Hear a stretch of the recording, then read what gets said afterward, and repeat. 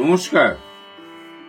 আমি আপনাদের কাছে প্রচুর ভিডিও দিয়েছি, বিভিন্ন। আমি মূলত ট্রানজিটের ওপর বেস করে ভিডিও দিই।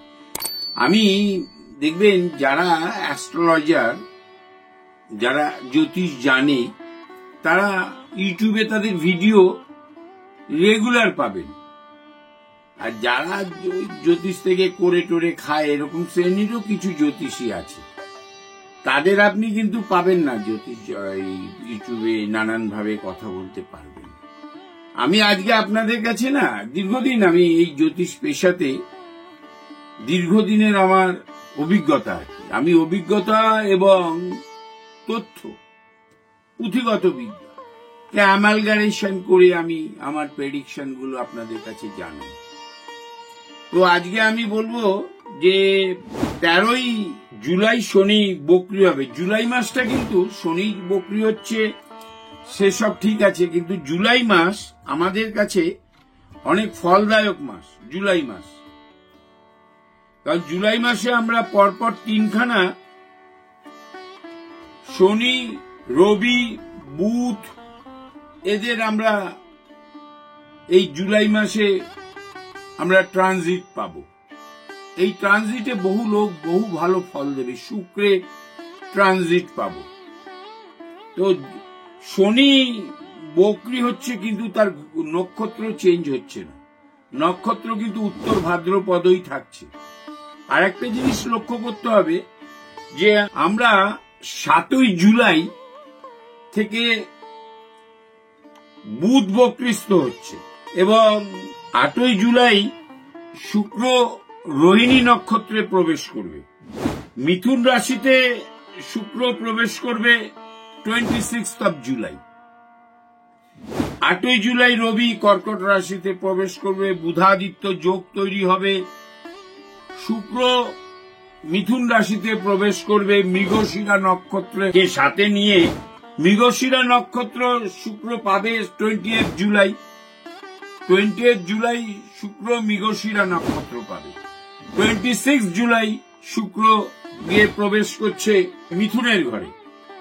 শুক্র মিথুনের ঘরে প্রবেশ করবে 26 জুলাই।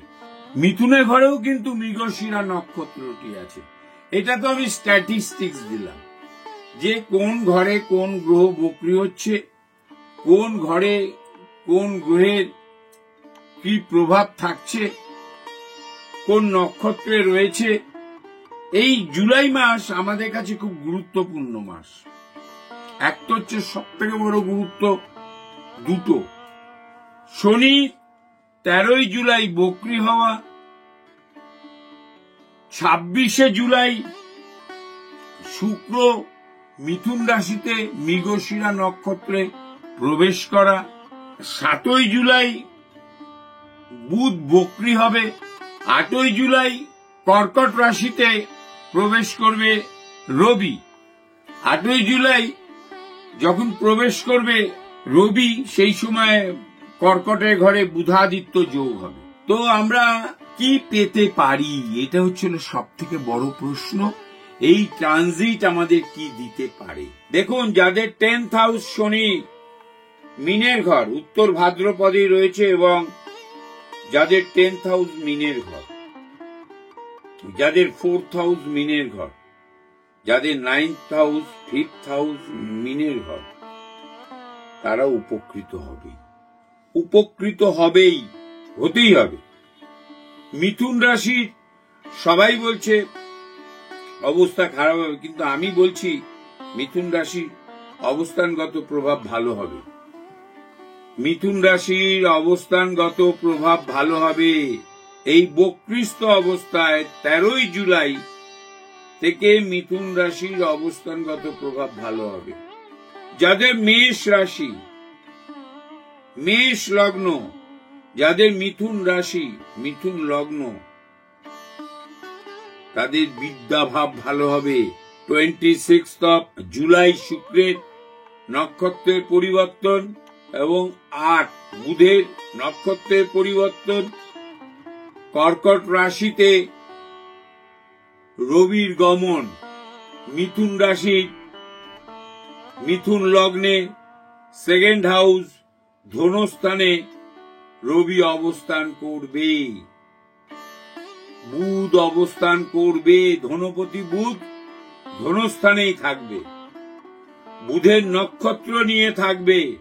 কোনো অর্থনৈতিক বেনিফিটেড হতে পারেন, শনির সাপোর্ট পাবেনই। বক্রস্থ শনি শুক্রের ঘর, তুলা রাশি, তুলা লগ্ন, বিষ রাশি, বিষ লগ্ন, মিথুন রাশি, মিথুন লগ্ন বৃহৎ ফল প্রদান করবে, বৃহৎ ফল প্রদান করবে। এটা দশাকে শুধু টালি করাতে হবে, দশাকে টালি করাতে হবে। ওই সময় কার দশা চলছে আপনার। যদি বুধের দশা, শনির দশা চলে, শুক্রের দশা চলে, আপনি অর্থনৈতিকভাবে, রাজনীতিগতভাবে এবং আপনার বিদ্যাগত প্রভাবে প্রতিযোগিতামূলক পরীক্ষা দিচ্ছেন,